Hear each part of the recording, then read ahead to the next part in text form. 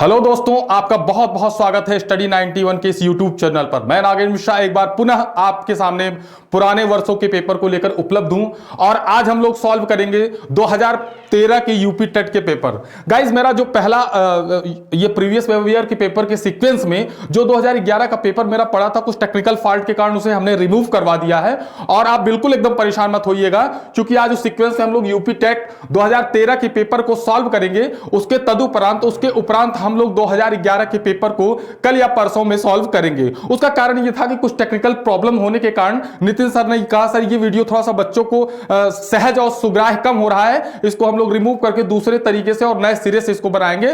तो उसको लेकर आप बिल्कुल चिंतित मत होइएगा। हम उसको नेक्स्ट लेक्चर में आपको विद सॉल्यूशन उसे आपको प्रोवाइड करेंगे। और उसका कारण एक बात और भी है कि जो ये हम लोग सीक्वेंस जो पेपर सॉल्व कर रहे हैं, इस पेपर के सॉल्व कराने का हमारा प्रमुख ध्येय यह है कि आपको पुराने वर्षों के पेपर को अगर हम लोग सॉल्व करा देंगे तो आपको आगामी परीक्षा में होने वाले जितने भी प्रश्न आते हैं उसका एक स्वरूप पता चल जाएगा और वहां से आप ये अनुमान लगा पाएंगे कि हमारी परीक्षाओं में किस प्रकार से प्रश्न आते हैं। गाइस, इसमें बहुत सारे हमारे न्यू कमर्स दोस्त होंगे जिनको ऐसी बहुत सारी समस्याएं आती हैं, उनके पास इस बात का एग्जैक्ट अंदाजा नहीं होता कि किस प्रकार के प्रश्न यूपी टेट में बनाए जाते हैं। उसी सीक्वेंस में हम लोग आज यूपी टेट 2013 का सॉल्व करेंगे, प्रश्न पत्र सॉल्व करेंगे। इसके साथ साथ एक बहुत महत्वपूर्ण जानकारी आप लोगों को मैं देना चाहूंगा कि हमारे स्टडी 91 के पेड बैच में यूपी टेट का बैच लॉन्च हो चुका है, जो हम लोगों ने 2 नवंबर से लॉन्च कर दिया है। जो भी हमारे इच्छुक दोस्त प्रतिभागी हों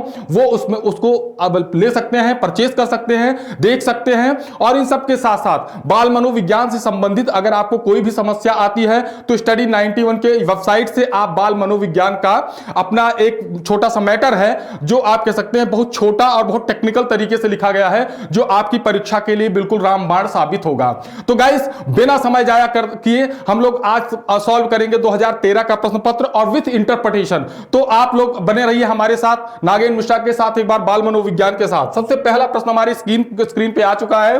गाइस, सबसे पहला प्रश्न जो 121 ये 2013 के पेपर को मैं सॉल्व करा रहा हूं। जो देर से आए उनके लिए मैं बता देना चाहता हूं कि 2013 की यूपी टेट के प्रश्नों को हम आज सॉल्व करेंगे और विथ इंटरप्रिटेशन किस तरीके से इसका उत्तर निकलता है और उसके साथ जितने विकल्प हैं उनसे संबंधित वो कौन कौन से मनोवैज्ञानिक हैं जो इस तथ्य से जुड़े हैं, अर्थात वो सारे के सारे कंसेप्ट को हम लोग साथ में लेकर चलेंगे। तो गाइस, इस प्रैक्टिस सेट को करवाने के पीछे हमारा जो सबसे प्रमुख ध्येय है वो ये है कि आपके एक प्रश्न तैयार होने के साथ साथ कम से कम एक प्रश्न को आप देखने के साथ साथ 3 से 4 प्रश्न का मार्जिन लेकर चलें, जिससे 3 से 4 प्रश्नों की आपकी तैयारी हो सके। तो गाइस, स्टार्ट करते हैं, अपने लेक्चर की शुरुआत करते हैं। सबसे पहला क्वेश्चन है कोहलबर्ग। सबसे पहला प्रश्न जो है वो है कोहलबर्ग का विकास का सिद्धांत निम्न में से किससे संबंधित है।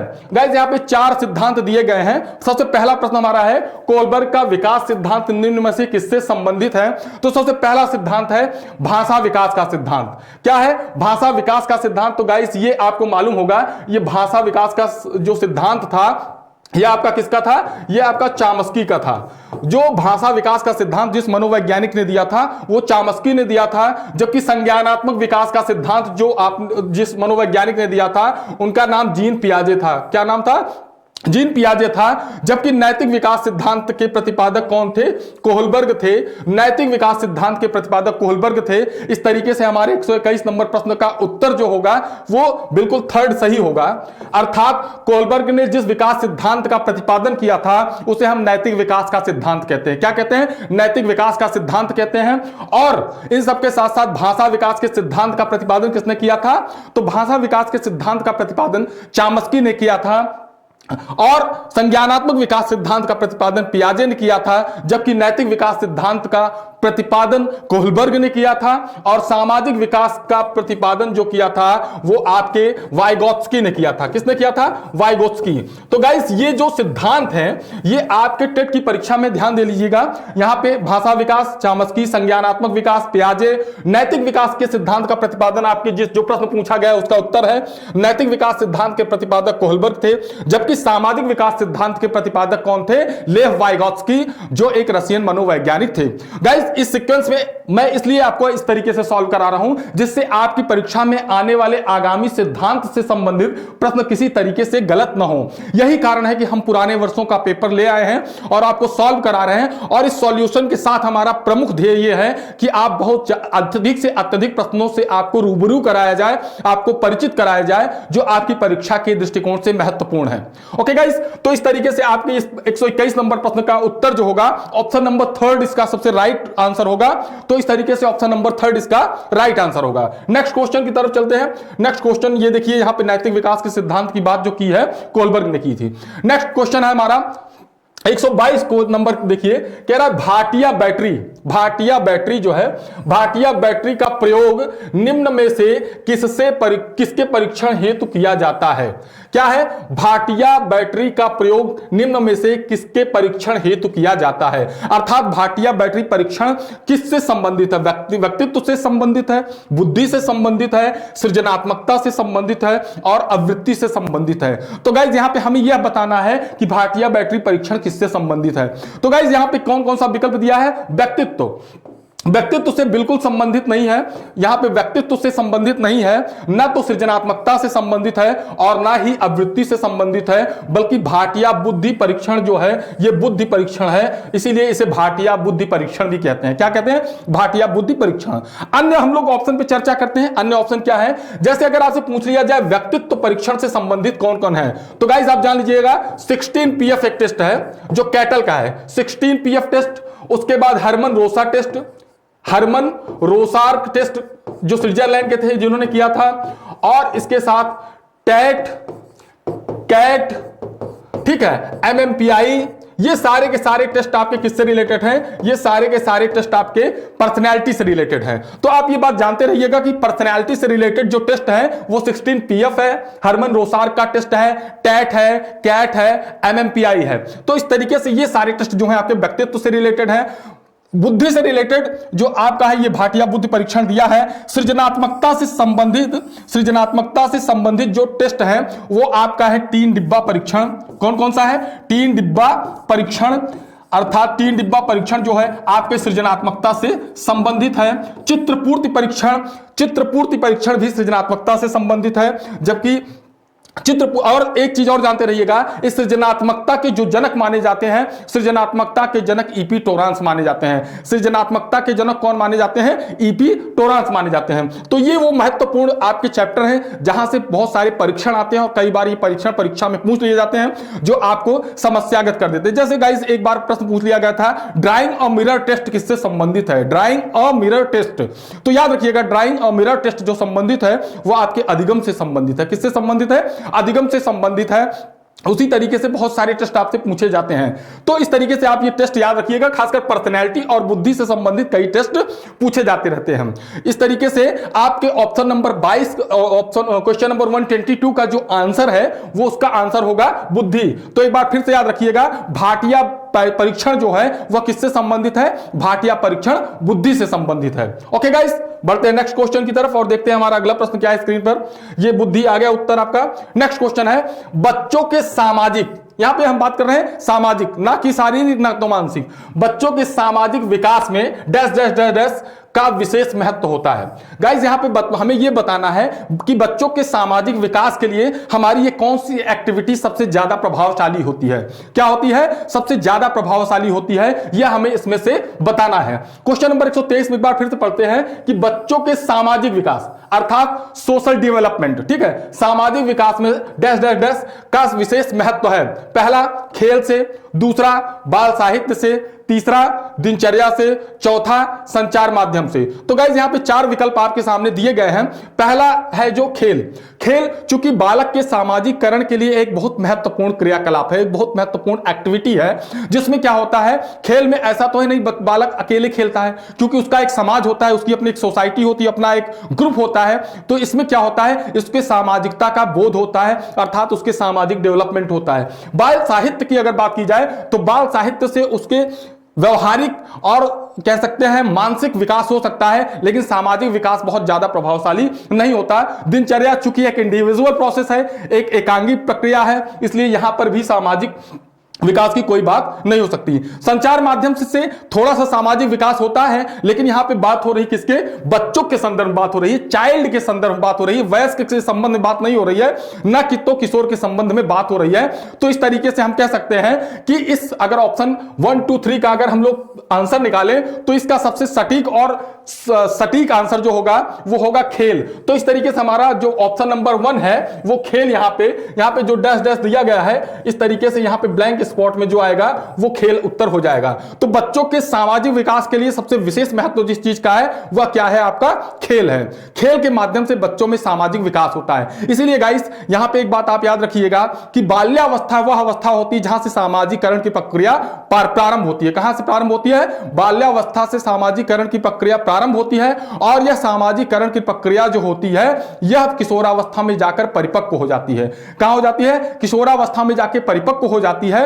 और कई बार आपसे पूछा जाता है कि किस अवस्था में सामाजिकरण की प्रक्रिया प्रारंभ होती है। यह प्रश्न आपसे कई बार पूछा गया एग्जाम में। यूपी टेट 2018 में इससे संबंधित एक प्रश्न पूछा गया था कि कौन सी प्रक्रिया सामाजिकरण, कौन सी अवस्था सामाजिकरण से संबंधित है। तो याद रखिएगा बाल्यावस्था जो है वहां से सामाजिकरण की प्रक्रिया प्रारंभ होती है। अगर एग्जामिनर कभी घुमा के प्रश्न इस तरीके से करे कि किस अवस्था में सामाजिकरण की प्रक्रिया परिपक्व अवस्था में पहुंचती है, तो वो परिपक्व अवस्था में कब पहुंचेगी, परिपक्व अवस्था में पहुंचेगी किशोरावस्था में। तो गाइस 1 2 3 क्वेश्चन जो ये क्वेश्चन नंबर 123 है आपका, इसका विकल्प जो होगा option number A will be right answer. अर्थात खेल से बालक के सामाजिक महत्व का संबंध है, अर्थात उसका विशेष महत्व है। तो गाइस बढ़ते हैं नेक्स्ट क्वेश्चन की तरफ। आप लोग स्क्रीनशॉट ले लीजिएगा और इसके साथ साथ आप एक विशेष बात और ध्यान रखिएगा।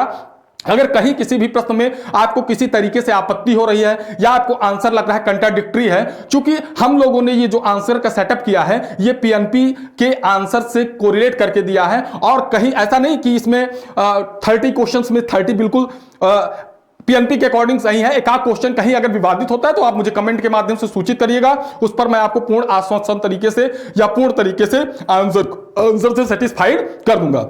गाइस नेक्स्ट क्वेश्चन हमारा है, नेक्स्ट क्वेश्चन क्या कर रहा है, निम्नलिखित व्यक्तियों में से कौन सा अपने बच्चों को आंतरिक प्रेरणा दे रहा है। मैंने बताया प्रेरणा जो होती है वो 2 प्रकार की होती है, एक आंतरिक प्रेरणा होती है और एक बाह्य प्रेरणा होती है। आंतरिक प्रेरणा, जब हम आंतरिक प्रेरणा के संदर्भ में बात करते हैं तो उसी को हम लोग क्या कहते हैं, उसी को हम लोग अभिप्रेरणा कहते हैं। जबकि जब हम बाहर से किसी से प्रेरित होते हैं तो सामान्य शब्दों में हम लोग उसे प्रेरणा की संज्ञा देते हैं या प्रेरणा से बोध होता है उसका। पहला ऑप्शन क्या है, पहला ऑप्शन है फादर रॉबर्ट अपनी कक्षा के उन बच्चों को चॉकलेट देते हैं जो अच्छा व्यवहार करते हैं। क्या करते हैं, फादर रॉबर्ट अपने बच्चों को चॉकलेट देते हैं, अच्छा व्यवहार करते हैं। नेक्स्ट क्वेश्चन क्या है, अगली कक्षा में कक्षानोत्तीर्ण पाने पर नंद कुमार को अपने पुत्रों की पुस्तकें देते हैं। गाइस यहां पे देखिएगा, यहां पे प्रश्न आपसे क्या पूछा गया है, यहां प्रश्न आपसे जो पूछा गया है वो आंतरिक प्रेरणा की बात कर रहा है। किसकी, आंतरिक प्रेरणा की बात कर रहा है। जबकि आपका ये जो पहला ऑप्शन है, आपका ये जो पहला ऑप्शन है ये बाह्य प्रेरणा के उदाहरण है। किसके हैं, बाह्य प्रेरणा के उदाहरण है। ये दोनों ही बाह्य प्रेरणा, क्यों, क्योंकि जब चॉकलेट दिया जाता है तो ये बाह्य प्रेरणा का उदाहरण है। नेक्स्ट, अपने पुत्र के जन्म दिवस पर गिरजेश कुमार दावत देते हैं, यह भी आपके बाह्य प्रेरणा का उदाहरण है। भाई जब आपको ऐसी प्रेरणा जो परिलक्षित होती है, ऐसा कह सकते हैं ऐसा स्टिमुलस या ऐसी प्रतिक्रिया जो बाह्य रूप से प्रदर्शित होती है उसे हम लोग क्या कहेंगे, बाह्य प्रेरणा के संदर्भ में। लेकिन फिर क्या है, विज्ञान विषयों में सर्वोच्च अंक पाने पर राकेश कुमार ने अपने पुत्र की प्रशंसा करते हैं। देखिए यहां पे प्रशंसा करने से तात्पर्य यह है कि यहां पे सीधा सीधा क्या कर रहे हैं, यहां पे प्रशंसा की जा रही है। और प्रशंसा जो होती है यह क्या होती है, यह प्रशंसा अपने आप में अंतर्मन को सुख प्रदान करता है, अंतर्मन को संतुष्टि प्रदान करता है। इस तरीके से अगर आंतरिक प्रेरणा का सशक्त उदाहरण जो हमें मिल रहा है वो हमारे ऑप्शन नंबर 4 से मिल रहा है। किससे मिल रहा है, ऑप्शन नंबर 4 से मिल रहा है। इस तरीके से हम देखते हैं कि हमारा ये जो है वो सीधे सीधे यहां पे चौथा विकल्प इसका सही आंसर है। ठीक है, तो विज्ञान विषयों में सर्वोच्च अंक पाने पर राकेश कुमार अपने पुत्र को प्रशंसा करते हैं, यह हमारे आंतरिक प्रेरणा का उदाहरण है। ओके गाइस, तो क्वेश्चन क्या है फिर से एक बार देख लीजिएगा, निम्नलिखित व्यक्तियों में से कौन सा अपने बच्चों को आंतरिक प्रेरणा दे रहा है। ऑप्शन नंबर 4, विज्ञान विषयों में सर्वोच्च अंक पाने पर राकेश कुमार अपने पुत्र की प्रशंसा करते हैं। प्रशंसा अपने आप में आंतरिक प्रेरणा का उदाहरण है। क्यों, क्योंकि वह बच्चे को आंतरिक सेटिस्फैक्शन देता है। तो गाइस इसका सबसे बेहतरीन और सटीक आंसर जो होगा वो ऑप्शन नंबर 4 होगा। ओके, बढ़ते हैं नेक्स्ट क्वेश्चन की तरफ। ये आंसर आपके सामने है। विज्ञान विषयों में सर्वोच्च अंक पाने पर राकेश कुमार अपने पुत्र की प्रशंसा करते हैं। नेक्स्ट क्वेश्चन है, शिक्षण प्रक्रिया में निम्नलिखित में से किसका भली भांति प्रकार ध्यान रखना चाहिए। क्या कह रहा है, शिक्षण प्रक्रिया अर्थात हमारी जो टीचिंग प्रोसेस होता है। नेक्स्ट क्वेश्चन देखिएगा, 125 नंबर पे हम लोग की बात हो रही है। शिक्षण प्रक्रिया में निम्नलिखित में से किसका भली भांति प्रकार से ध्यान रखना चाहिए। ठीक है, किसका भली भांति प्रकार से ध्यान रखना चाहिए। पहला क्या है, विद्यार्थियों की सक्रिय सहभागिता पर। बिल्कुल भाई, शिक्षण की प्रक्रिया जब संचालित होती है तो एक शिक्षक का सबसे बड़ा ध्यान क्या होता है, आप समझिए। जैसे सपोज दैट मैं यहां पे लेक्चर प्रोवाइड कर रहा हूं और आप लोगों की कोई बेहतर प्रतिक्रिया ना आए या आप लोगों का कोई अच्छा फीडबैक ना आए तो निश्चित तरीके से वो ये मान लिया जाएगा कि यह टीचिंग प्रक्रिया जो है वो पूरी तरीके से सेटिस्फैक्टरी नहीं है। अर्थात आप लोगों को चीजें समझ में नहीं आ रही हैं, आपको चीजें जो हम एक्सप्लेनेशन कर रहे हैं वो चीजें आपके समझ में नहीं आ रही है और आपकी सक्रियता अर्थात कहीं ना कहीं मेरी क्लास में इंटरेस्ट का भी अभाव है, नॉलेज के साथ साथ इंटरेस्ट का अभाव है, इसीलिए आप लोग उससे क्या होते हैं, बोर्ड हो रहे हैं, दूरी उससे एक अलगाव बना रहे हैं। तो इस तरीके से क्या होती है, सक्रिय सहभागिता तो सबसे महत्वपूर्ण है। किसी भी शिक्षण प्रक्रिया में सक्रिय सहभागिता सबसे अच्छे शिक्षण की विशेषता मानी जाती है। क्या मानी जाती है, किसी भी अच्छे शिक्षण प्रक्रिया के दौरान सक्रिय सहभागिता सबसे महत्वपूर्ण फैक्टर है। तो गाइस इसमें सबसे पहला विकल्प जो है वो सबसे सटीक लग रहा है। फिलहाल हम लोग अन्य विकल्पों पर भी बात करते हैं। ये विकल्प को हम लोग पहले रखते हैं कि विद्यार्थियों की सक्रिय सहभागिता। नेक्स्ट क्या है, अनुशासन और नियमित उपस्थिति। अनुशासन और नियमित उपस्थिति ये भी सही है, लेकिन यहां पे जो पहला है वो सबसे करीब है। दूसरा है गृह कार्य की जांच में लगन विषय वस्तु का कठिनाई स्तर। ना तो ये आंसर बिल्कुल सही है और ना ही ये सही है। ये और ये दोनों आंशिक सत्य हैं, लेकिन यहां पे हमें क्या कहें, भली प्रकार से ध्यान रखना चाहिए। तो ये क्या हो जाएगा, विद्यार्थियों की सक्रिय सहभागिता। विद्यार्थियों की सक्रिय सहभागिता जो है यह क्या होती है, शिक्षण प्रक्रिया में इस बात का विशेष ध्यान देना चाहिए। अर्थात जब कोई शिक्षक शिक्षण की प्रक्रिया को संचालित कर रहा है तो उसका सबसे प्रमुख ध्येय क्या होना चाहिए, उसका सबसे प्रमुख ध्येय यही होना चाहिए कि उसके छात्र उसकी क्लास में इंटरेस्ट ले रहे हैं अथवा नहीं ले रहे हैं। अगर उसके छात्र उसकी कक्षा में इंटरेस्ट नहीं ले रहे हैं तो निश्चित तरीके से ऐसे शिक्षक को अपनी शिक्षण योजना में चेंजेस करना चाहिए, अपने टीचिंग मेथड को चेंज करना चाहिए, उसमें और ज्यादा डायमेंशन यूज करना चाहिए, उसमें और ज्यादा टीचिंग एड यूज करना चाहिए जिससे उनका छात्र उनकी कक्षा में रुचि ले। ये सारे जो फैक्टर होते हैं ये अच्छे शिक्षण की विशेषताएं मानी जाती हैं। क्या मानी जाती हैं, आपके पास बेहतर टीचिंग मेथड हो, आपके पास बेहतर टीचिंग प्लान हो, आपके पास बेहतर टीचिंग एड हो और आपकी जो लिखने की शैली हो वो बेहतर हो। तो ये सारी चीजें जब आपकी बेहतर होती हैं तो छात्र क्या है उसमें सक्रिय तरीके से सहभागी बनते हैं, अर्थात सहभागिता में भाग लेते हैं। तो इस तरीके से आपने देखा कि यहां पे ऑप्शन नंबर 1 जो होगा वो बिल्कुल सही उत्तर होगा 125 का। ओके गाइस, समझ में आ रही है ना बातें। बढ़ते हैं नेक्स्ट क्वेश्चन की तरफ और देखते हैं। आप विद्यार्थियों की सक्रिय सहभागिता बिल्कुल सही आंसर था। नेक्स्ट क्वेश्चन क्या है, 126 नंबर। 126 नंबर पे हम लोग की बातें हो रही हैं।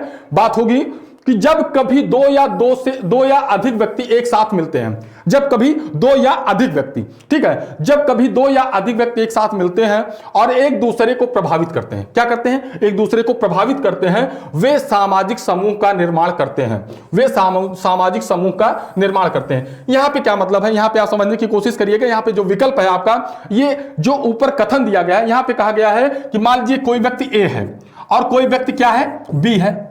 ये दोनों व्यक्ति क्या है, ए और बी है और दोनों क्या करते हैं, एक साथ मिलते हैं। यहां पे आके क्या हो जाते हैं, ए बी एक साथ मिल जाते हैं। ठीक है, दोनों एक साथ मिलते हैं, एक दूसरे को प्रभावित भी करते हैं, अर्थात एक दूसरों पर उनका क्या होता है, इंप्रेशन भी पड़ता है। वे सामाजिक समूह का निर्माण करते हैं। क्या यह सत्य है कि वे सामाजिक समूह का निर्माण करते हैं? बिल्कुल सामाजिक समूह का निर्माण करते हैं। गाइस, आपने एक चीज ध्यान दिया होगा कि हम सारे के सारे लोग जब मित्र बनाते हैं, जब हम लोगों का अपना एक ग्रुप होता है या अपना एक पीयर होता है, तो उसमें एक चीज बहुत विशेष बात होती है कि हम किसी के व्यवहार से, उसके विचारों से प्रभावित होते हैं, तब हमारे समूह का निर्माण होता है। तो इस तरीके से आप कह सकते हैं कि आंशिक रूप से सत्य तो नहीं बल्कि यह निश्चित रूप से सत्य होता है और इसको पीएनपी ने यही उत्तर माना था। तो यह क्या होगा, निश्चित रूप से सत्य है। क्यों? क्योंकि जब हमारे विचारों का आदान प्रदान होता है, हमारे विचारों में समता होती है, हमारे विचारों में समानता होती है, तो निश्चित तरीके से हम एक समूह का निर्माण करते हैं। क्यों? क्योंकि हम दोनों एक दूसरे से प्रभावित होते हैं। अर्थात इस प्रक्रिया में विकल्प नंबर 2 जो होगा वो आपका सबसे राइट आंसर होगा। तो इस तरीके से क्वेश्चन नंबर 126 का सही आंसर जो होगा वो आपका क्या हो जाएगा, सत्य है, अर्थात विकल्प नंबर 2 सबसे सटीक और सबसे बेहतर आंसर है। ओके गाइस, बढ़ते हैं नेक्स्ट क्वेश्चन की तरफ और देखते हैं हमारा अगला प्रश्न क्या है। ये सत्य है। नेक्स्ट क्वेश्चन क्या है, पियाजे मुख्यतः, क्वेश्चन नंबर 127, बढ़िया क्वेश्चन है। कई बार पियाजे महोदय, पियाजे तो एक ऐसे मनोवैज्ञानिक हैं जो सी टेट से लेकर टेट तक सबसे महत्वपूर्ण मनोवैज्ञानिक माने जाते हैं। कहा जाता है कि ये अगर आपने पियाजे को पढ़ा है तो निश्चित तरीके से आप मान लीजिए कि सी टेट की परीक्षा में 1 से 2 प्रश्न मिलना ही मिलना है। क्यों? क्योंकि इनका जो कॉन्सेप्ट है वो बाल विकास के क्षेत्र में, बाल विकास के संज्ञानात्मक विकास के क्षेत्र में मील का पत्थर साबित हुआ है। ठीक है, जीन पियाजे के बारे में एक बात आप जान लीजिए कि जीन पियाजे जो थे ये स्विट्जरलैंड के निवासी थे। कहां के निवासी थे? स्विट्जरलैंड के निवासी थे। यह क्वेश्चन एक बार डीएसएसबी में पूछा गया है कि जीन पियाजे कहां के निवासी थे, तो आप जानते रहिएगा जीन पियाजे स्विट्जरलैंड के निवासी थे और इन्होंने बालकों के संज्ञानात्मक विकास के सिद्धांत का प्रतिपादन किया। तो यहां पे आप ध्यान दीजिएगा, पहला विकल्प क्या है? भाषा विकास का सिद्धांत। सबसे पहले क्वेश्चन मैंने बताया था कि भाषा विकास के सिद्धांत का प्रतिपादन किसने किया था? चामस्की ने किया था। किसने किया था? चामस्की ने किया था। तो गाइस, भाषा विकास के सिद्धांत का प्रतिपादन तो चामस्की ने किया था। ज्ञानात्मक विकास के सिद्धांत का प्रतिपादन किसने किया था? जीन पियाजे ने। नैतिक विकास का जो किया था वो कोहलबर्ग ने किया था। किसने किया था? कोहलबर्ग ने किया था। तो नैतिक विकास के सिद्धांत का प्रतिपादन कोहलबर्ग ने, और सामाजिक विकास के सिद्धांत का प्रतिपादन जो किया था, जो मनोवैज्ञानिक थे, वो थे वाइगोत्स्की। कौन थे? वाइगोत्स्की। वाइगोत्स्की का पूरा नाम था लेव वाइगोत्स्की, जिन्होंने सामाजिक सांस्कृतिक सिद्धांत का दिया था। किस सिद्धांत का प्रतिपादन किया था? सामाजिक सांस्कृतिक सिद्धांत का प्रतिपादन किया था। तो इस तरीके से आपको ऑप्शन नंबर सेकंड जो होगा वो इस प्रश्न का बिल्कुल राइट आंसर होगा। अभी आप लोगों के मन में एक संदेह ये आ रहा होगा, सर हमने तो जो पढ़ा है वो ये पढ़ा है कि उन्होंने संज्ञानात्मक विकास का सिद्धांत प्रतिपादन किया था, इसमें ज्ञानात्मक दिया है। तो गाइस एक बात जानते रहिएगा कि ज्ञानात्मक और संज्ञानात्मक सिद्धांत एक ही है। क्या है? ज्ञानात्मक सिद्धांत और संज्ञानात्मक सिद्धांत एक ही है। उसी को संज्ञानात्मक कहते हैं और उसी को हम लोग ज्ञानात्मक भी कहते हैं। तो इसको आप ऐसे भी लिख सकते हैं, संज्ञानात्मक सिद्धांत, क्योंकि संज्ञानात्मक को ही हम लोग ज्ञानात्मक मानते हैं। और इसका जो इंग्लिश वर्जन होता है कॉग्निटिव, क्या होता है? कॉग्निटिव होता है, अर्थात कॉग्निटिव डेवलपमेंट का सिद्धांत जो प्रतिपादन किया था उसको किसने किया था? पियाजे ने किया था। तो ऑप्शन नंबर 1 to 7 का हमारा जो सही आंसर होगा वो पियाजे होगा। और पियाजे ने किस सिद्धांत का प्रतिपादन किया था? तो ज्ञानात्मक विकास के सिद्धांत का प्रतिपादन किया था। ओके गाइस, यहां पे कोई प्रॉब्लम, यहां तक कोई अगर क्वेरी हो तो आप निश्चित तरीके से कमेंट बॉक्स में हमें सूचित करते रहिएगा। मान लीजिए मैं अभी तत्काल आपको अगर आंसर रिप्लाई नहीं कर पाऊंगा तो मैं कुछ क्षण के बाद आपको उसका आंसर दे सकूंगा। ओके गाइस, बढ़ते हैं नेक्स्ट प्रश्न की तरफ और देखते हैं हमारा अगला प्रश्न क्या है। अगला प्रश्न है हमारा, विकास का वही संबंध परिपक्वता। परिपक्वता का मतलब क्या होता है? मैच्योरिटी। क्या होता है? मैच्योरिटी। ठीक है, मैच्योरिटी का मतलब होता है परिपक्वता। ठीक है, परिपक्व कह रहा है विकास का वही संबंध परिपक्वता से है जो उद्दीपन का है। ठीक है, उद्दीपन का जो संबंध है किससे? ठीक है, अब आप समझिए, जैसे यहां पे एक इक्वेशन के द्वारा समझते हैं। ठीक है, मान लीजिए उस क्वेश्चन को वहीं पर रख दीजिए। सबसे पहले यहां पे ये बताया जा रहा है, अगर विकास है, अगर विकास का संबंध किससे है, जैसे रीजनिंग के मॉडल में आप सॉल्व करते हो, किससे संबंधित है? परिपक्वता से। तो यहां पे हमें यह बताना है कि सीधा सीधा कि उद्दीपन का संबंध है। उद्दीपन अर्थात स्टिमुलस, जिसे इंग्लिश में क्या कहते हैं? स्टिमुलस कहते हैं। एस से इसे हम लोग डिनोट करते हैं। आपको याद आ रहा होगा एस और थ्योरी। अगर एस और थ्योरी आपको मालूम है थॉर्नडाइक की, तो निश्चित तरीके से आप इसका आंसर अपने आप निकाल लेंगे। एस और थ्योरी और आर एस थ्योरी, अगर ये थ्योरियों के नाम आपने सुना है तो आप बहुत अच्छे तरीके से इसका उत्तर दे सकते हैं। उद्दीपन का संबंध, अगर उद्दीपन को हम लोग किससे डिनोट करते हैं? स्टिमुलस से, एस से। और तो उसका संबंध किससे होगा गाइस? प्रतिक्रिया से, रिस्पॉन्स। जिसे रिस्पॉन्स से जो क्या करता है? प्रतिक्रिया करता है। तो यहां पे क्या हमारा उत्तर हो जाएगा? प्रतिक्रिया। अर्थात अगर विकास का संबंध परिपक्वता से है तो उद्दीपन का संबंध किससे होगा?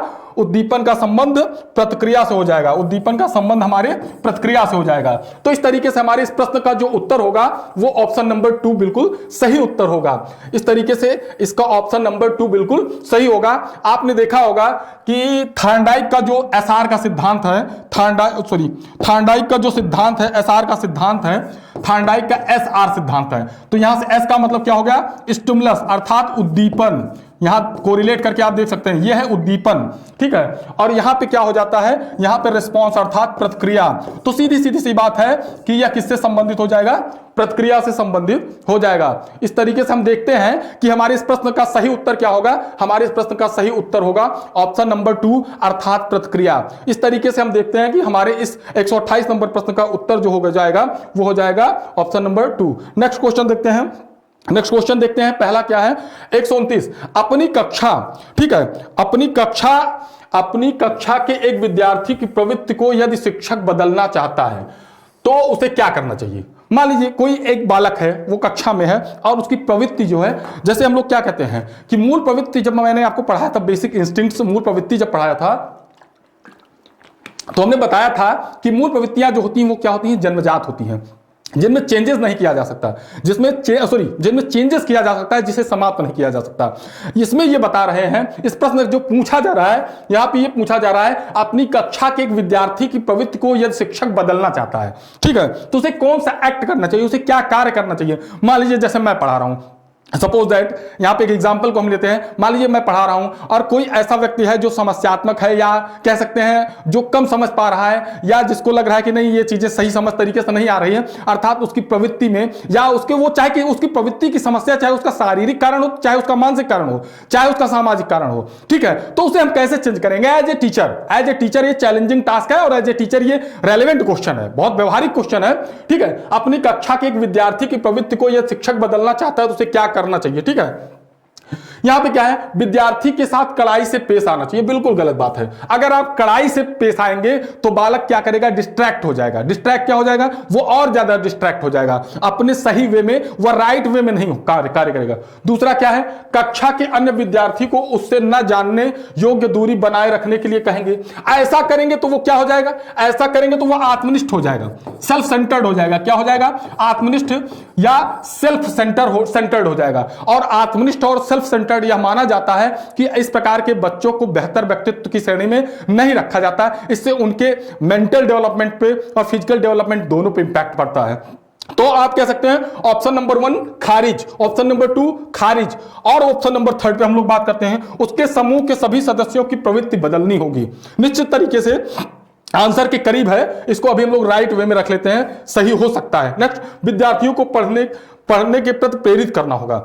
गाइस यहां पे पढ़ाई से मतलब ही नहीं है, यहां पे सीधे सीधे प्रश्न हम लोगों की क्या बात हो रही है, सीधे सीधे प्रश्न बात हो रही है उसके प्रवृत्ति से संबंधित बात हो रही है। किससे संबंधित वो बात हो रही है, उसके प्रवृत्ति से बात हो रही है। और बच्चों की प्रवृत्ति का निर्माण कहां होता है, एक निश्चित वातावरण में होता है। कहां होता है, उनकी प्रवृत्ति का निर्माण, यहां पे प्रवृत्ति से तात्पर्य आदतों से है, उसकी आदतों का निर्माण कहां होता है, एक निश्चित वातावरण में होता है। इस तरीके से हमारा ऑप्शन नंबर 3 जो है वो सबसे सटीक होगा, ठीक है। ऑप्शन नंबर 3 हमारा सबसे सटीक होगा। इस तरीके से हम कह सकते हैं कि हमारा विकल्प नंबर 3 जो है वो सबसे सटीक आंसर होगा। क्या होगा, हमारा विकल्प नंबर 3 सबसे सटीक आंसर होगा।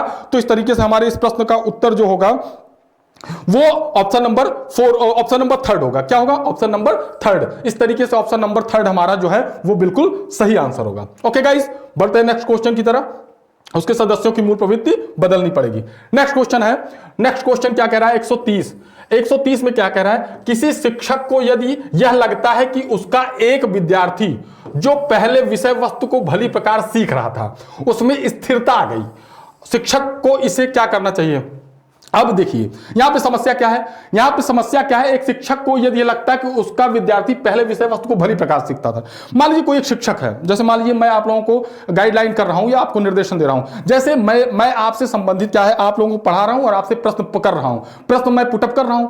तो प्रश्न जब मैं पुटअप कर रहा हूं तो आप बेहतर रिस्पॉन्स दे रहे हैं, लेकिन कुछ समय के बाद क्या है, वो आपका बेहतर रिस्पॉन्स जो देने की प्रक्रिया है वो कह सकते हैं कांस्टेंट हो गई। अर्थात जिस तरीके से आप में गुणात्मक वृद्धि होनी चाहिए थे, जिस प्रकार से मल्टी डायमेंशनल डेवलपमेंट होना चाहिए था, वो चीजें रुक गई। तो एक ऐसे शिक्षक को क्या करना चाहिए। देखिए जब आप लेसन प्लान पढ़ाते हो, जब आप अपनी पाठ्य योजना का निर्माण करते हो तो पाठ्य योजना पढ़ाते समय आप ये देखते हो कि बालक जो होता है लास्ट में हम लोग पुनरावृत्ति प्रश्न करते हैं। क्या करते हैं, लास्ट में हम लोग पुनरावृत्ति प्रश्न करते हैं और उस पुनरावृत्ति प्रश्न के माध्यम से बच्चे का हम लोग असेसमेंट करते हैं। तो ऐसे बहुत सारे बच्चे होते हैं जिन्हें हम लोग पहले ही जज कर लेते हैं, नहीं ये बच्चा उत्तर बता लेगा। तो ऐसे बच्चों से हम लोग क्या करते हैं, टफ क्वेश्चन करते हैं, दूसरे से अन्य से इजी क्वेश्चन करते हैं। तो स्थिरता आने का तात्पर्य यह है कि वह बच्चा और बेहतर काम नहीं कर पा रहा है, ठीक है, तो उसके साथ हमें शिक्षक को क्या करना चाहिए? पहला विकल्प है सीखने की प्रक्रिया की स्वाभाविक स्थिति मानना चाहिए, ठीक है। दूसरा, विषय को स्पष्ट पढ़ाना चाहिए, विद्यार्थी को प्रेरित करना चाहिए, उपचारात्मक शिक्षण। अब आप समझिए कि ये सारे के सारे जो है आंसर आपके सबसे करीब में है, और इस तरीके से हम देखते हैं कि यहां पे सबसे बड़ी बात क्या है कि उसके पहला ऑप्शन जो है, ये पहला ऑप्शन जो आप देख रहे हैं, सीखने की प्रक्रिया की स्वाभाविक स्थिति को मानना चाहिए, बिल्कुल यही चीज होती है। दूसरा क्या है? स्पष्ट पढ़ाना चाहिए, विद्यार्थी को प्रेरित भी करना चाहिए, निश्चित तरीके से प्रेरित करना चाहिए। लेकिन यहां पे क्या है, यहां पे विषय वस्तु को वो याद कर ले रहा है, ध्यान दीजिएगा, ऐसा नहीं कि वो विषय वस्तु को याद नहीं कर रहा है, अर्थात वो किसी चीज में डल है, ऐसी भी बात नहीं हो रही है। यहां पे ये हो रहा है कि वो याद कर ले रहा है, लेकिन वो क्या कर जा रहा है, अपनी वर्तमान स्थिति में क्या कर ले रहा है, कांस्टेंट हो जा रहा है। और इस कांस्टेंट की स्थिति में हम किस तरीके से उसको क्या करना चाहिए, हमारा एक्ट क्या होना चाहिए, हमारा रिएक्ट क्या हो जाना चाहिए एज ए टीचर। तो ठीक है, तो यहां पे पहला विकल्प क्या है, सीखने की प्रक्रिया की स्वाभाविक स्थिति को मानना चाहिए। निश्चित तरीके से यह एक स्वाभाविक प्रक्रिया है, इसमें बहुत ज्यादा पुशअप नहीं कर सकते। क्यों?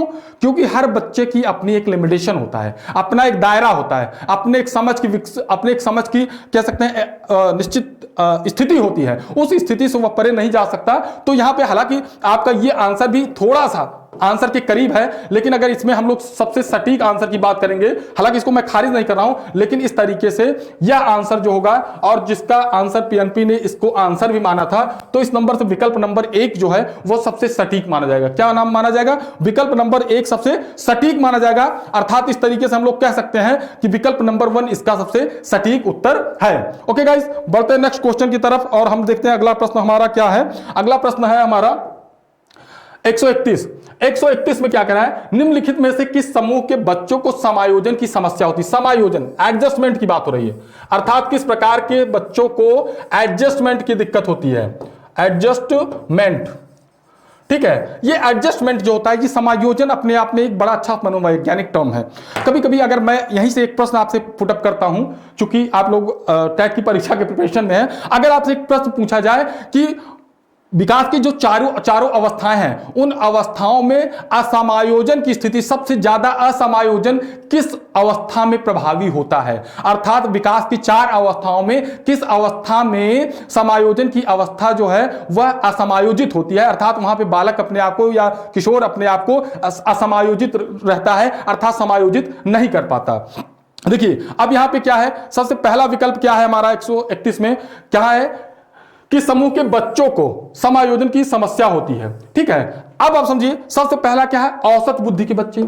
औसत बुद्धि के बच्चों में समायोजन की कोई दिक्कत नहीं होती। क्यों? क्योंकि उनमें उतना भी पेशेंस होता है। देखिए एक चीज और जान लीजिए, यहां पे ये माना जाता है कि जो कॉमन सेंस में हमने बात किया है, जिनका आईक्यू लेवल, जैसे कॉमन सेंस में आपने साइकोलॉजी पढ़ा होगा, तो कहा जाता है कि जो तीव्र और कुशाग्र बुद्धि के बच्चे होते हैं उन्हें समायोजन के लिए बड़ी दिक्कत होती है।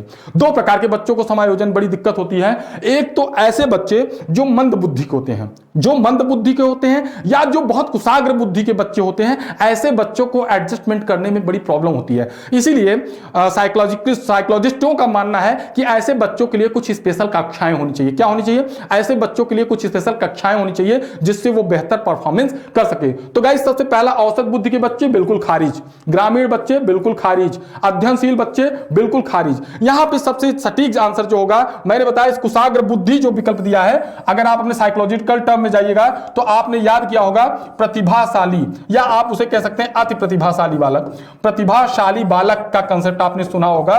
ये प्रतिभाशाली बालक जो होते हैं, इनका जो आईक्यू होता है, 135 to 42 अबव होता है। क्या होता है? 135 या 42 अबव होता है। अर्थात ऐसे बच्चों का जो आईक्यू होता है वो 135 से 140 प्लस होता है। तो इस प्रकार के बच्चों के साथ क्या होता है, समायोजन की समस्या हमेशा बनी रहती है। याद रखिएगा, यह जो समायोजन की समस्या होती है मूल रूप से 2 प्रकार से बच्चों के साथ होती है, और खासकर ऐसे बालक के साथ समायोजन की समस्या होती है जो विशिष्ट की श्रेणी में आते हैं। और उस विशिष्ट बालकों की श्रेणी में वो चाहे दिव्यांग हो, वो चाहे कुशाग्र बुद्धि हो, वो चाहे मंद बुद्धि हो, उन सारे के सारे लोगों के साथ ये समस्याएं क्रिएट होती हैं। तो गाइस 131 नंबर प्रश्न का हमारा जो उत्तर है वो बिल्कुल ऑप्शन नंबर 1 सबसे सटीक, सॉरी ऑप्शन नंबर 4 हमारा जो सबसे सटीक है, और यहां पे ऑप्शन नंबर 4 ही हमारा सबसे सटीक आंसर होगा। तो आपने देखा कि मैंने बताया कि किन बच्चों के साथ समायोजन की समस्या होती है, कुशाग्र बुद्धि बच्चों के साथ, मंद बुद्धि वाले बच्चों के साथ और दिव्यांग के बच्चों के साथ ये समस्याएं क्रिएट होती हैं। ओके गाइस, बढ़ते हैं नेक्स्ट क्वेश्चन की तरफ, देखते हैं हमारा अगला प्रश्न क्या है। अगला प्रश्न हमारे स्क्रीन पे आ चुका है और हम देखते हैं क्या है हमारा प्रश्न। ठीक है, नेक्स्ट प्रश्न क्या है, जिन विद्यालयों में समेकित शिक्षा, समेकित मतलब इंटीग्रेटेड या सस्टेनेबल शिक्षा, ठीक है, की दी जाती है, उसके शिक्षकों को किस क्षेत्र में प्रशिक्षित करना आवश्यक है। ठीक है, ऐसे शिक्षकों को किस क्षेत्र में प्रशिक्षित करना आवश्यक है। तो इस चीज को आप लोग ध्यान रखिएगा, जो ऐसे क्षेत्रों में किन शिक्षकों को शिक्षित करना आवश्यक है। जैसे सबसे पहला यहां पे पहला विकल्प क्या है, ऐसे विद्यालय जो समेकित शिक्षा, कह सकते हैं इसे दूसरे सेंस में समावेशी शिक्षा, ठीक है, समेकित शिक्षा, या कह सकते हैं इंटीग्रेटेड एजुकेशन जो दिया जाता है, उसके शिक्षकों को किस क्षेत्र में प्रशिक्षित करना चाहिए। तो ऐसे क्षेत्रों के लिए क्या है, पहला ऑप्शन विशेष बच्चों की आवश्यकताओं वाले बच्चों की पहचान और शिक्षण। निश्चित तरीके से देखिए, जब समावेशी शिक्षा होती है या जो इंटीग्रेटेड जो एक कंबाइंड क्लास चलता है जहां पे दिव्यांग, सामान्य बालक, विशिष्ट बालक, सारे के सारे बालक एक साथ बैठते हैं, इस प्रकार की शैक्षिक प्रणाली को आप समझिए। आप सबसे पहले समेकित शिक्षा आप कैसे समझेंगे, अर्थात एक ऐसी शिक्षण कक्षा, ऐसी कक्षा जिसमें सभी प्रकार के बच्चे भाग लेते हैं। क्या करते हैं, सभी प्रकार के बच्चे भाग लेते हैं और उसमें सबके अकॉर्डिंग आपको क्या करना है, सबको ध्यान में रखकर आपको शिक्षा प्रदान करना है। तो निश्चित तरीके से एक चैलेंजिंग टास्क होता है, क्योंकि जब एक प्रकार के बच्चे होते हैं तो हमें वहां पे पढ़ाना आसान होता है, क्योंकि हमें एक मेथड की जरूरत होती है, एक निश्चित स्टैंडर्ड की जरूरत होती है। लेकिन जब बच्चे अलग अलग तरीके होते हैं तो वहां पे अलग अलग समस्याएं क्रिएट होती हैं।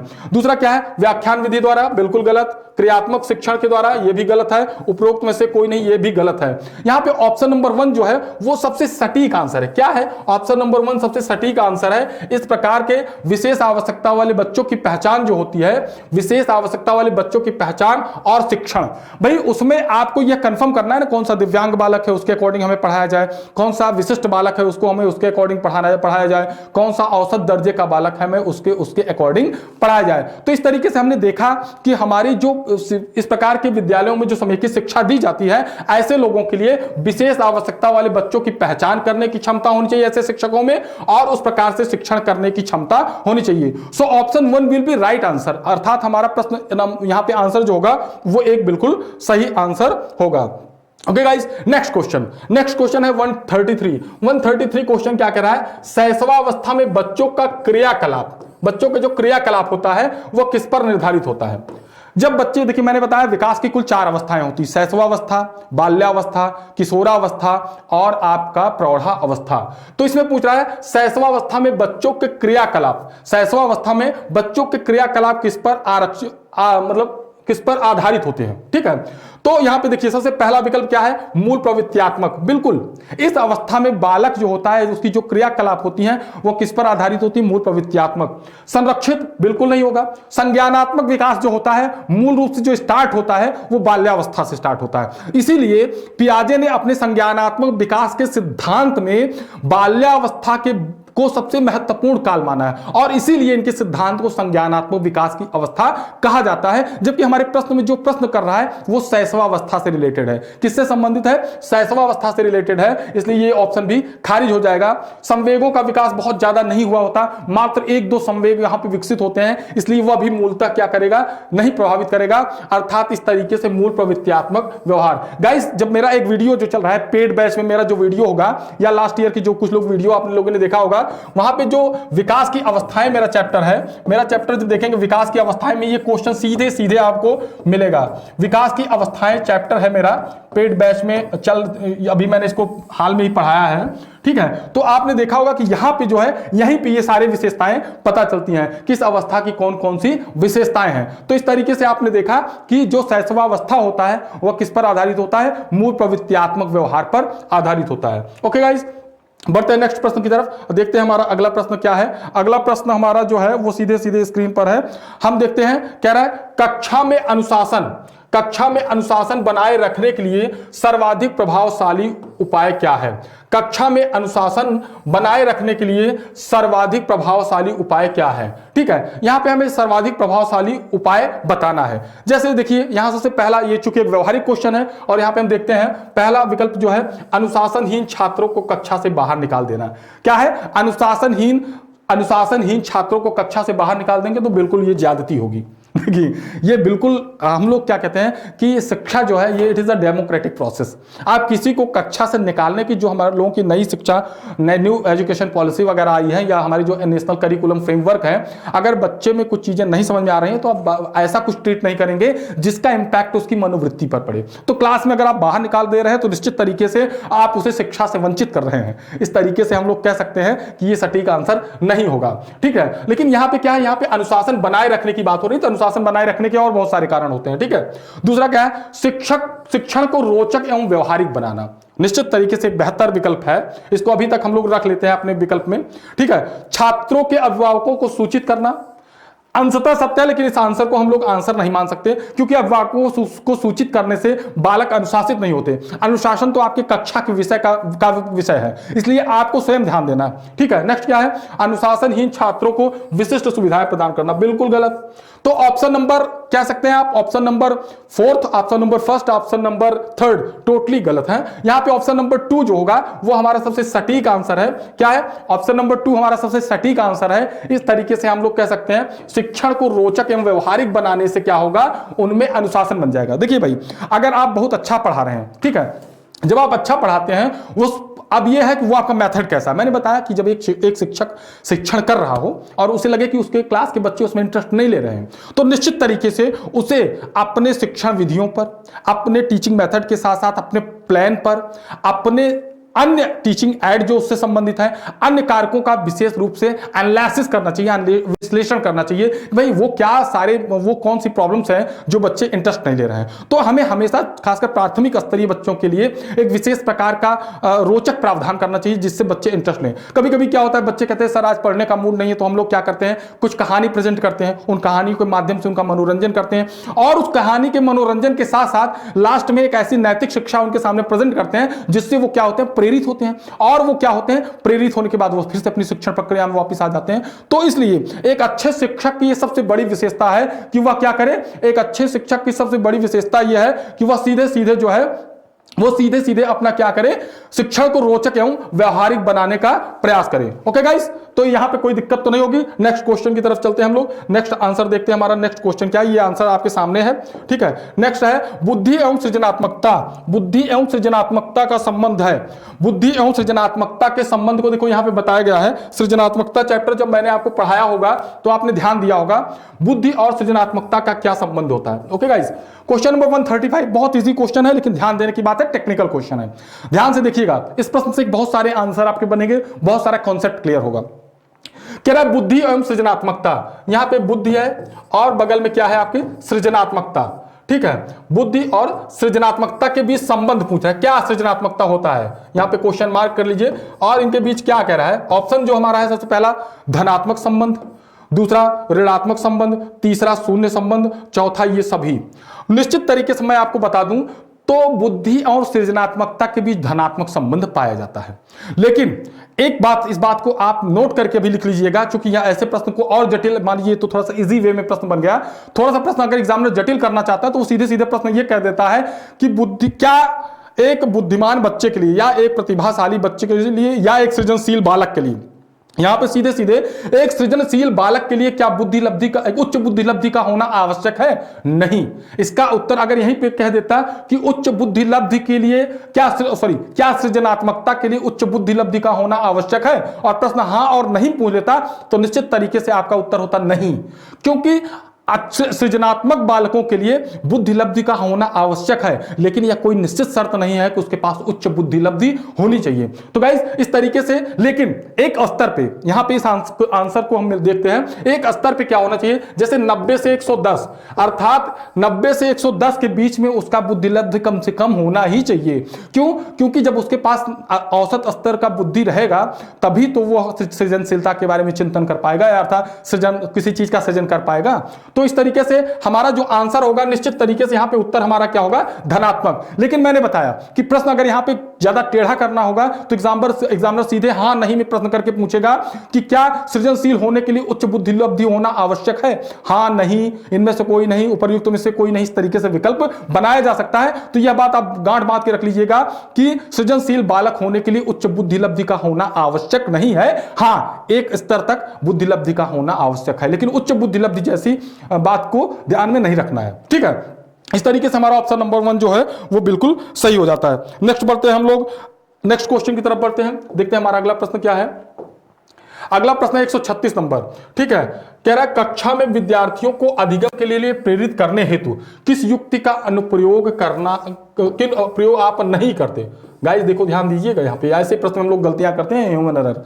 ठीक है, कह रहा है कक्षा में विद्यार्थियों को अधिगम के लिए प्रेरित करने हेतु किस युक्ति का अनुप्रयोग आप नहीं करते। ठीक है, यहां पे ध्यान देने की बात यह है कि ऐसी कौन सी युक्ति होती है जो उनके अधिगम के लिए प्रेरित करने के लिए जिसका हम लोग प्रयोग नहीं करते, अर्थात अगर हम लोग उनके अधिगम को प्रेरित करने के लिए उस युक्ति का हम प्रयोग करेंगे तो शायद यह उन पर साइड इंपैक्ट कर सकता है। ठीक है, यहां पे विकल्प देखते हैं। सबसे पहला विकल्प क्या है, छात्रों में स्वस्थ प्रतिस्पर्धा स्थापित करना।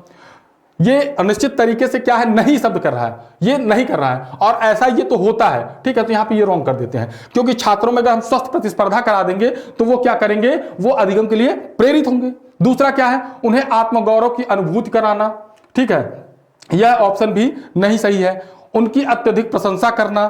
ठीक है, गतिविधि आधारित शिक्षण अधिगम विधियों का अनुप्रयोग करना। ये सारे के सारे जो विकल्प है आपके, ये विकल्प क्या करते हैं, उन्हें प्रेरित करते हैं। और यहां पे प्रेरित नहीं करने की बात है तो यहां पे ऑप्शन नंबर जो 3 है वो सबसे सटीक आंसर क्या है, ऑप्शन नंबर 3 जो है वो आपका सबसे सटीक आंसर है। अर्थात आप कह सकते हैं कि इस तरीके से बहुत प्रशंसा करने से बालकों में क्या होता है, निगेटिविटी की भाव, निगेटिविटी का अर्थात वो अपने आप को ज्यादा एडवांस, ज्यादा एक्स्ट्रा कॉन्फिडेंट समझने लगते हैं और फिर वो पढ़ाई से क्या होने लगते हैं, विचलित होने लगते हैं। उन्हें ये लगता है कि नहीं ये अब हमारा सफिशिएंट हो गया। तो इस तरीके से हम कह सकते हैं कि हमारा जो ऑप्शन नंबर 3 होगा वो सबसे सटीक आंसर होगा। तो इस तरीके से हमारा ऑप्शन नंबर 3 जो है ये हमारे इस प्रश्न का सही उत्तर होगा। गाइस इस तरीके से हम देखते हैं कि हमारे इस प्रश्न का उत्तर जो है वो 3 होना चाहिए, और निश्चित तरीके उनकी अत्यधिक प्रशंसा करना, अर्थात इसका प्रयोग नहीं किया जाता। अत्यधिक प्रशंसा करेंगे तो वो बच्चे क्या होंगे, डाइवर्ट होंगे। नेक्स्ट क्वेश्चन की तरफ हम देखते हैं। नेक्स्ट क्वेश्चन है हमारा 137 और देखते हैं क्या है 137। देखते हैं बालकों के सीखने में प्रेरणा को किस रूप में उपयोगी माना जाता है। बालकों के सीखने में प्रेरणा, प्रेरणा मतलब मोटिवेशन, बालकों के सीखने में प्रेरणा किस प्रकार का कार्य करता है, यहां पे हमें यह बताना है। ठीक है, सबसे पहला आंसर क्या है, बालकों की वैयक्तिकता का आदर करना चाहिए। क्या है, बालकों की वैयक्तिकता का आदर करना चाहिए निश्चित तरीके से। थोड़ा सा ये होता क्या है, अगर हम बच्चों में थोड़ा सा उनको इस चीज इस तरीके से, अगर उनका आदर से तात्पर्य यहाँ पे उन्हें सपोर्ट करना, अगर आप उन्हें सपोर्ट करते हैं उनके अंदर क्या होगा, इंकरेज होंगे, इंकरेज जागृत होगा, अर्थात वो उत्साही बनेंगे। ठीक है, दूसरा क्या, पुरस्कार एवं दंड, ये भी बड़ा इंपॉर्टेंट फैक्टर है, दोनों ही इंपॉर्टेंट होना चाहिए।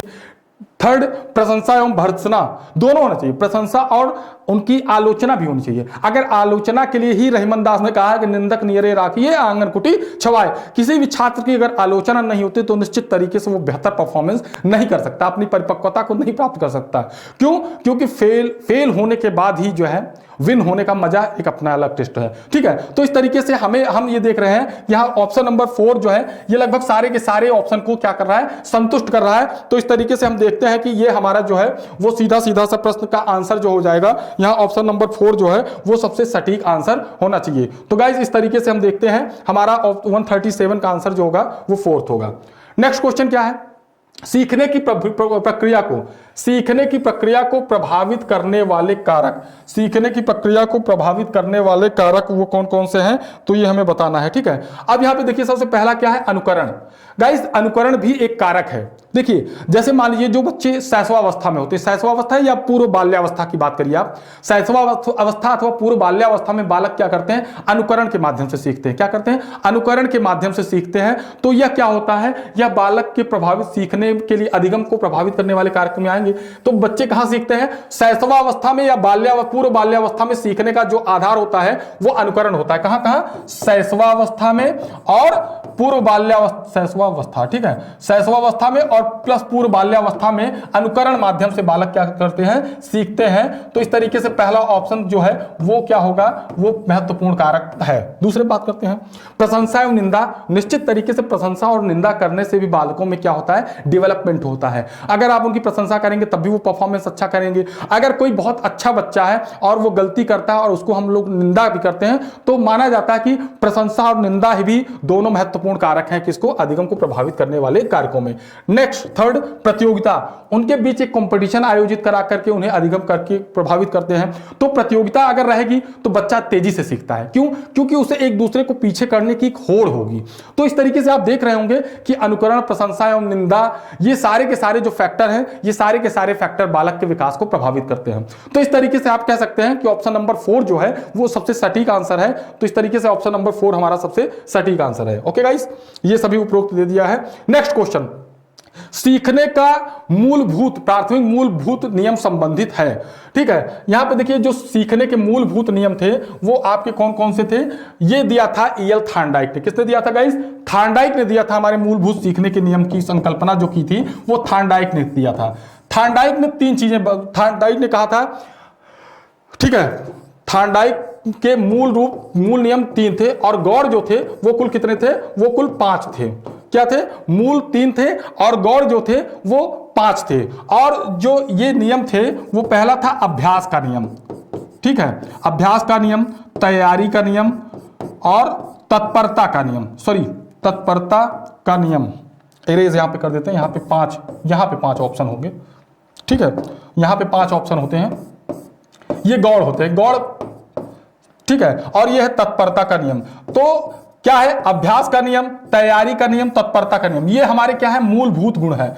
हमें जब भी अधिगम की प्रक्रिया को संचालित करना होता है तो थार्नडाइक ने उस समय कहा था कि हमारे जो मूलभूत अधिगम के 3 कारण हैं, कौन कौन से? अभ्यास का नियम, तैयारी का नियम और तत्परता का नियम। इन 3 नियमों से हम लोग क्या करते हैं? सीखने की प्रक्रिया को प्रारंभ करते हैं। हालांकि उन्होंने 5 गौड़ नियमों की चर्चा की जो प्रारंभ प्रायः परीक्षा में कभी पूछा नहीं जाता। आंशिक क्रिया का नियम, बहुप्रतिक्रिया का नियम इत्यादि बहुत सारे 5 नियमों का उन्होंने उल्लेख किया।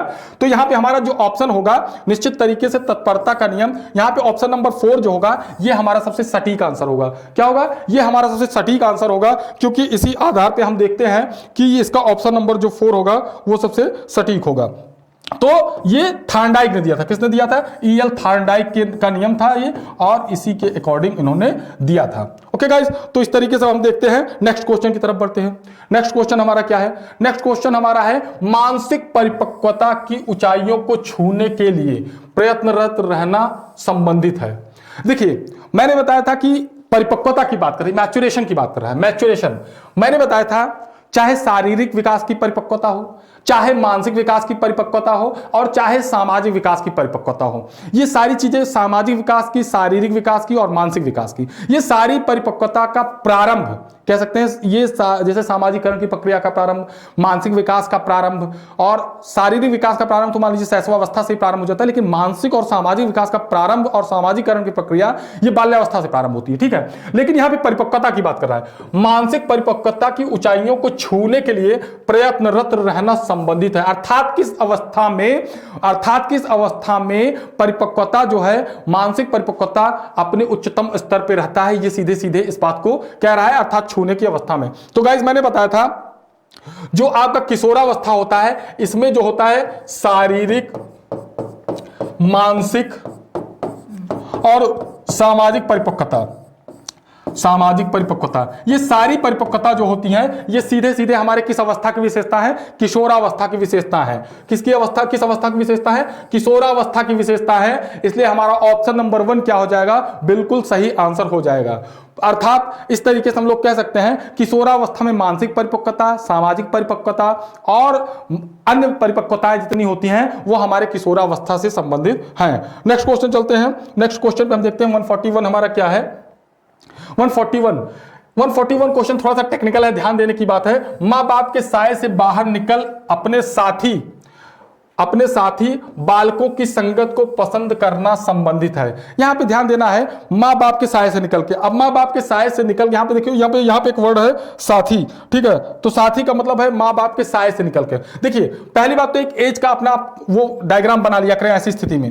क्यों? क्योंकि 0 से 5 वर्ष जो एक टाइम पीरियड है वो किशोरावस्था का है, ठीक है। नेक्स्ट, उत्तर बाल्यावस्था को अगर हम लोग बात करते हैं तो बाल्यावस्था प्रारंभ होता है 5 से 12 साल का, मतलब 5 to 12 ईयर होते हैं। लेकिन उत्तर बाल्यावस्था की बात कर रहा है तो उत्तर बाल्यावस्था की बात अगर हम लोग करेंगे तो 8 से 12 के बीच हो जाएगा। नेक्स्ट क्या करते हैं, पूर्व किशोरावस्था। पूर्व किशोरावस्था की बात अगर हम करते हैं तो ये 12 से 15 होता है। उत्तर किशोरावस्था की बात करेंगे तो 15 से 18 हो जाएगा, ठीक है।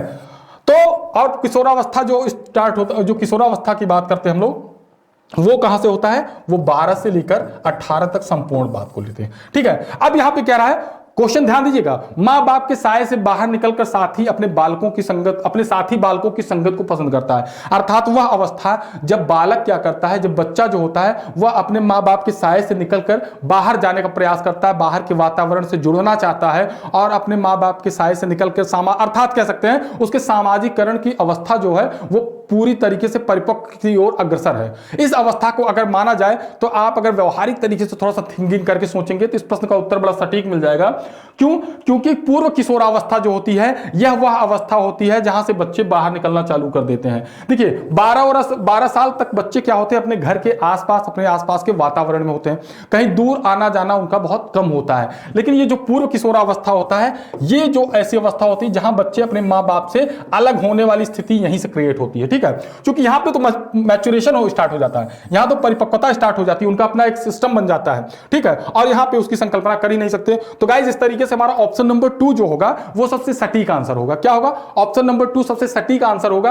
अगर इस प्रश्न का उत्तर पूछा जाए कि किस अवस्था में बच्चे अपने मां बाप के साय से हटकर अपने साथी दोस्तों के साथ संगत में आते हैं, तो वो हो जाएगा पूर्व किशोरावस्था। ओके गाइस, बढ़ते हैं नेक्स्ट क्वेश्चन की तरफ और हम देखते हैं हमारा अगला नेक्स्ट क्वेश्चन क्या है। नेक्स्ट क्वेश्चन नेक्स्ट क्वेश्चन हमारा ये होना चाहिए, हाँ ठीक, कह रहा है स्वकेंद्रित अवस्था। स्वकेंद्रित अवस्था होती है बालक के किस गुण, ठीक है। स्वकेंद्रित अवस्था कब होती है, अर्थात बच्चा स्वकेंद्रित अवस्था में कब से कब तक होता है। एक्चुअली मैं आपको बता दूं स्वकेंद्रित अवस्था जो है वह किस अवस्था की विशेषता है, पहले यह बात आपको जानकारी होनी चाहिए। तो स्वकेंद्रित अवस्था जो होती है, स्व प्रेम की भावना जो होती है, ऐसी अवस्था जो होती है कहां होती है, ऐसी अवस्था शैशवावस्था की होती है। लेकिन यहां पे क्या बात हो रही है, सेल्फ सेंटर्ड की बात हो रही है। यहां पे क्या बात हो रही है, सेल्फ सेंटर्ड की बात हो रही है। और पियाजे के अकॉर्डिंग हम लोग, चूंकि ये जो हमारा ये जो स्टेज बांटा गया है, ये जो सारे वर्गीकरण किया गया है, ये वर्गीकरण किसके अकॉर्डिंग किया गया है, पियाजे के अकॉर्डिंग किया गया है।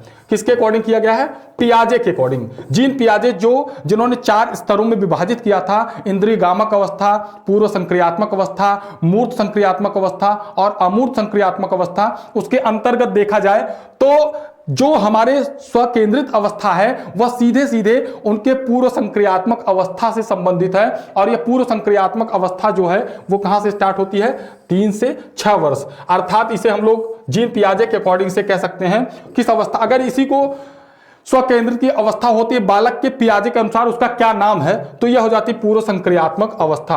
अर्थात आंसर आपका क्या हो जाएगा, आंसर आपका हो जाएगा 3 से 6 साल। अर्थात पूर्व संक्रियात्मक अवस्था 3 से 6 साल हो जाएगा, ठीक है।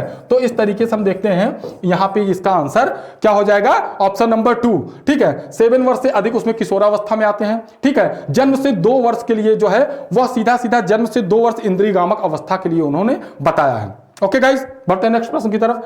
नेक्स्ट प्रश्न हमारा क्या है, नेक्स्ट प्रश्न हमारा है, निम्नलिखित में से किस एक से शिशु के अधिगम की सहायता नहीं मिलती, ठीक है। शिशु को अधिगम में सहायता नहीं मिलती, ये 3 पॉइंट ध्यान दीजिएगा। शिशु को अधिगम में सहायता नहीं मिलती, यहां पे 3 चीजें हैं। अनुकरण से अधिगम की प्रक्रिया होती है। मैंने बताया था कि जब भी शैशवावस्था में अधिगम की प्रक्रिया होगी वो अनुकरण से प्रारंभ होगा। क्या होगा, अनुकरण से प्रारंभ होगा। भाई मम्मी पापा जैसे करते हैं बच्चा वैसे करता है, हम स्पून जैसे पकड़ते हैं वो स्पून पकड़ने का प्रयास करता है, ठीक है। हम जैसे ग्लास पकड़ते हैं वैसे वो ग्लास पकड़ने का प्रयास करता है। तो ठीक है, यहां पे अनुकरण की प्रक्रिया तो प्रभावशाली होगी, लेकिन यहां पे क्या प्रश्न कर रहा है, नहीं की बात कर रहा है। किसकी बात कर रहा है, नहीं की बात कर रहा है। और अनुकरण होगा बिल्कुल। अभिप्रेरणा निश्चित, अगर जैसे बच्चा भाई क्या है प्रारंभ में उठ उठ के खड़ा होना चाहता है और गिर जाता है तो हम लोग प्रेरित करते हैं, उठ जाओ बेटा, शाबाश, वेरी गुड, खड़े हो जाओ, ये करो वो करो, तमाम एक्टिविटी के लिए हम लोग उसको क्या करते हैं, प्रेरित करते हैं। नेक्स्ट पुरस्कार देते हैं, उस पुरस्कार में हम लोग उसे टॉय, चॉकलेट, इस तरीके से हम लोग उसे देते हैं जिससे वह अपने कार्य को करने में इंटरेस्ट ले, उसे करे।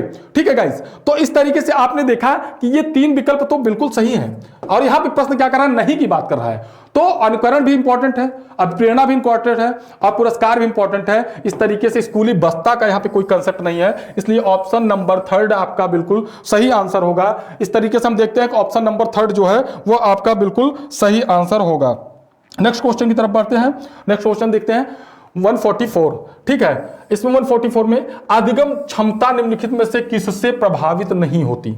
अधिगम क्षमता, अब आप समझिए, जैसे मैं अगर आपसे पूछूं कि अधिगम को प्रभावित करने वाले कारक कौन कौन से हैं, तो आपका आंसर अपने आप निकल जाएगा। ठीक है, इसीलिए जब हम लोग कोई चैप्टर पढ़ते हैं तो उसमें खासकर इस टॉपिक को जरूर डालते हैं, प्रभावित करने वाले कारक, वो चाहे चाहे वो विकास की अवस्थाएं हो, विकास की अवस्थाओं को प्रभावित करने वाले कारक, वो चाहे अप्रेरणा हो, अप्रेरणा को प्रभावित करने वाले कारक, वो चाहे अधिगम हो, अधिगम को प्रभावित करने वाले कारक। ये अगर आप कारक जान गए कि वो कौन सा तथ्य है जो उसको प्रभावित करता है, जो प्रभावित नहीं करता, तो निश्चित तरीके से आप 1-2 प्रश्न निश्चित उस अपने कंसेप्ट से निकाल लेंगे। तो यहां पे प्रश्न पे ध्यान देते हैं, कह रहा अधिगम दक्षता में कौन सा प्रभावित नहीं करता?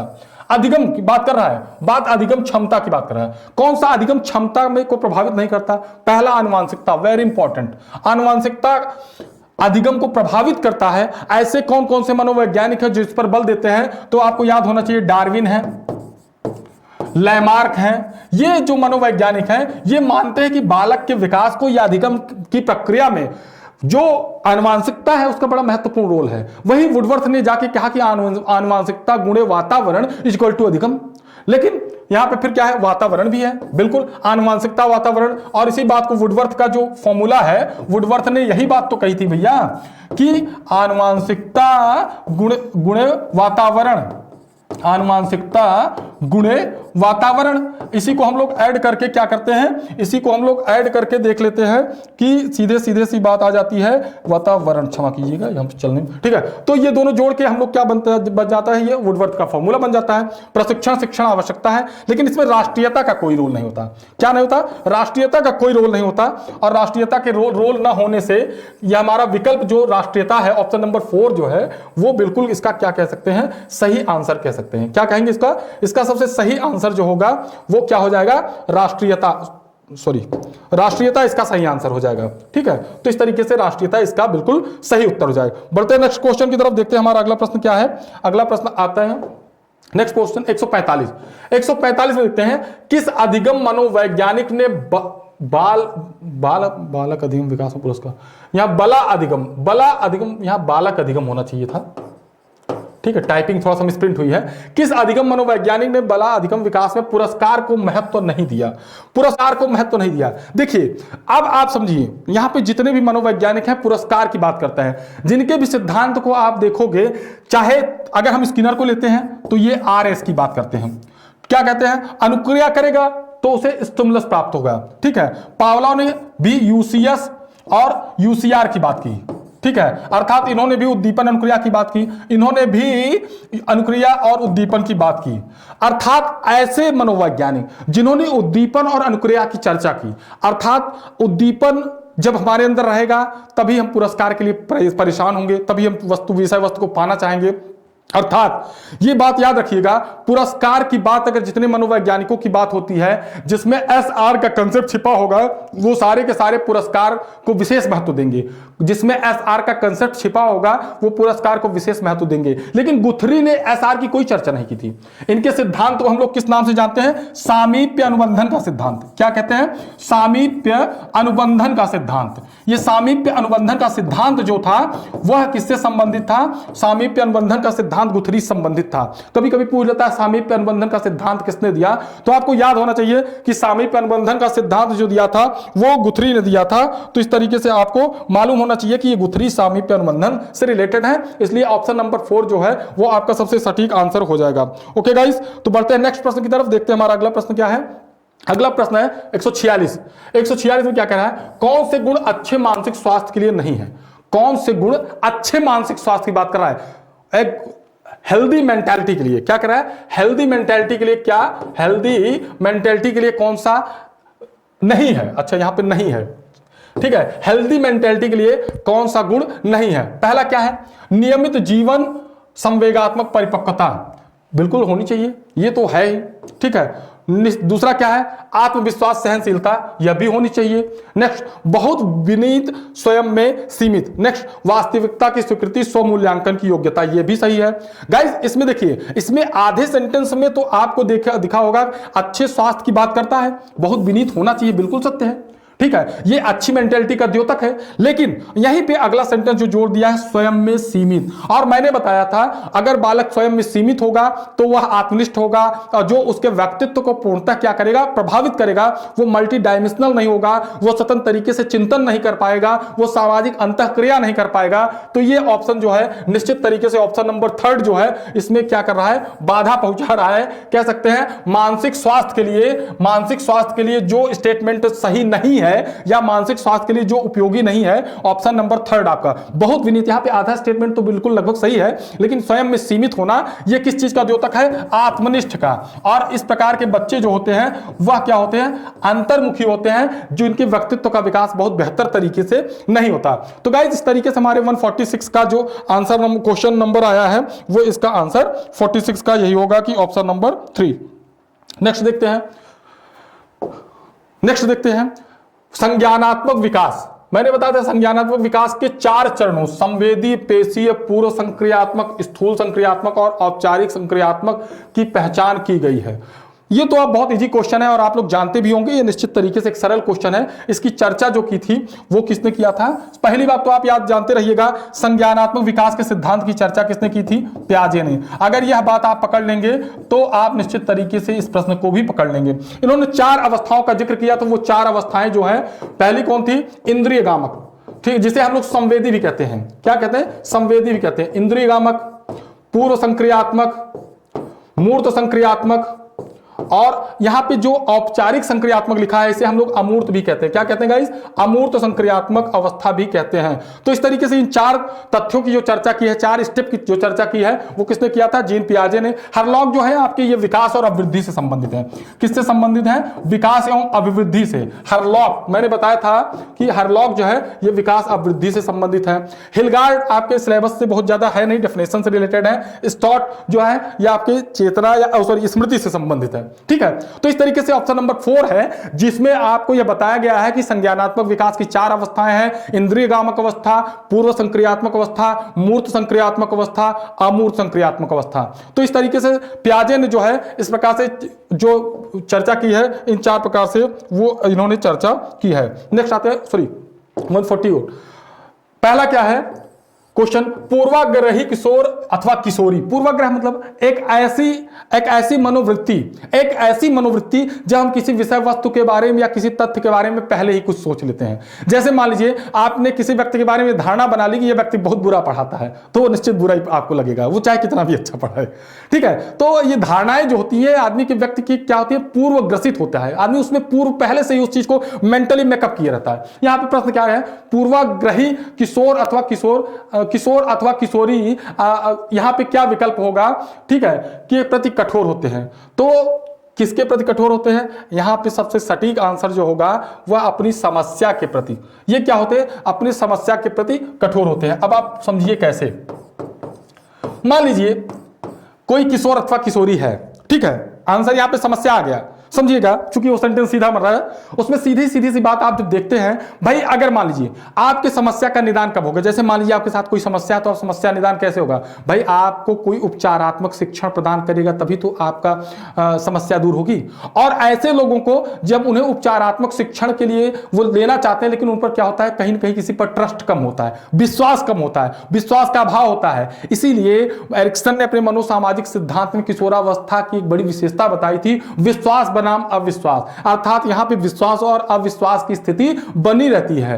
तो जो पूर्वाग्रही किशोर किशोरी होते हैं उनमें ये सबसे बड़ी प्रॉब्लम होती है कि वह अपने समस्या के प्रति क्या होते हैं, कठोर होते हैं। ठीक है, तो यहां पे ऑप्शन नंबर 1 जो है वो बिल्कुल सबसे सटीक आंसर होगा। जीवन शैली के प्रति कठोर नहीं होते हैं, संप्रत्याय विचार से संबंधित है, ये सारे के सारे ऑप्शन उसके रिलेटेड नहीं है। तो गाइस 148 का आंसर जो होगा वो बिल्कुल 1 सही होगा। नेक्स्ट क्या है, शैक्षिक विकास में मूल्यांकन का अर्थ है, मूल्यांकन मतलब इवोल्यूशन की बात कर रहा है। शैक्षिक विकास में इवोल्यूशन का महत्व क्या है? अब इवोल्यूशन हम लोग क्यों करते हैं? मेजर, मापन और मूल्यांकन, ये दो चीजें परंपरागत हैं, जिसमें क्या करते हैं, पहला छात्रों की प्रगति के आकलन के लिए, कक्षा के अभिलेखों के मूल्यांकन के लिए, कार्य निष्पादन का मूल्यांकन के लिए, ज्ञान की क्षमता का आकलन करने के लिए। बिल्कुल यहां पे जो सबसे सटीक आंसर है वो छात्रों की प्रगति का आकलन करने के लिए हम लोग क्या करते हैं, मूल्यांकन टेस्ट लेते हैं। अचीवमेंट टेस्ट होता है जिसे हम लोग क्या कहते हैं, अचीवमेंट टेस्ट। तो ऑप्शन नंबर 1 जो होगा वो सबसे सटीक आंसर होगा। इसका सबसे सटीक आंसर क्या होगा, आंसर नंबर 1 होगा। क्यों? क्योंकि इस अवस्था में बालक क्या होता है, सॉरी, ये जो प्रक्रिया होती है अचीवमेंट टेस्ट जो होता है ये शिक्षकों के द्वारा लिया जाता है। इससे बालकों के वास्तविक असेसमेंट किया जाता है, अर्थात बालकों की वर्तमान स्थिति कहां पर है। और ये टेस्ट भी जो होते हैं जो 2 प्रकार से होते हैं, एक फॉर्मेटिव होते हैं, एक समेटिव होते हैं, एक, ठीक है। तो इस तरीके से मूल्यांकन भी मूल रूप से जो होता है वो हमारा 2 प्रकार से होता है। एक क्या होता है, जैसे हम लोग एग्जाम लेते हैं तो एक अर्धवार्षिक परीक्षा होता है, एक पूरा ईयरली एग्जाम होता है, एक हाफ ईयरली एग्जाम। तो ये क्या होते हैं, ये हमारे आकलन होते हैं, हमारे असेसमेंट होते हैं, यही हमारे मूल्यांकन का कारण है। तो ये किससे संबंधित होता है, छात्रों की प्रगति के आकलन से संबंधित होता है। ओके गाइस, आज के प्रैक्टिस सेट का लास्ट आंसर और लास्ट क्वेश्चन, और देखते हैं हम लोग इसका आंसर क्या होगा।